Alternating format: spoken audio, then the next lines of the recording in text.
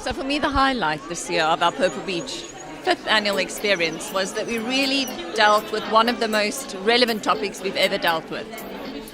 Who needs balance when you can embrace extremes? It's no secret that the amount of training is real intensive in the military, and that's for good reason. That's so that we do have that inherent robustness, so that if something goes wrong, we've been there before, we know how to react to it, and we're not thrown off track too much.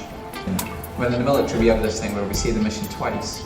It's not because we're all silly, but it's to keep us on track. It's so that no matter what comes up in our peripheries, we're all heading in the same direction.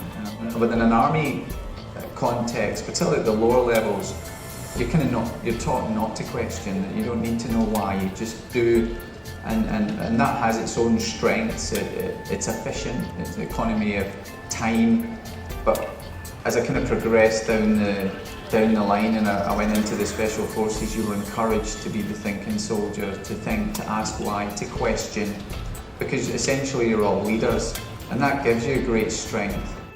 I ran away to London when I was 18.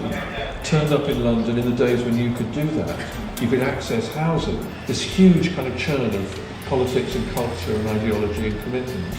And that was the world into which I arrived. And met Ginny Somerville, someone who came from a completely different background from mine. Tough, working class background.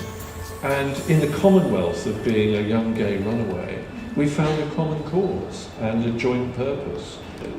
And that was really, out of that came the communal, well, initially Bronski Beat, and it was an effort through music and through popular culture to redefine what it was to be gay. I'm talking about the experience of people who worked at eBay was based on the premise that people are essentially good.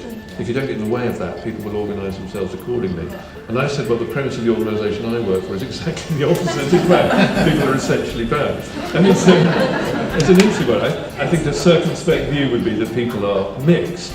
But the evidence tends to show more and more that actually, if you don't get in the way of people being good, they will be good.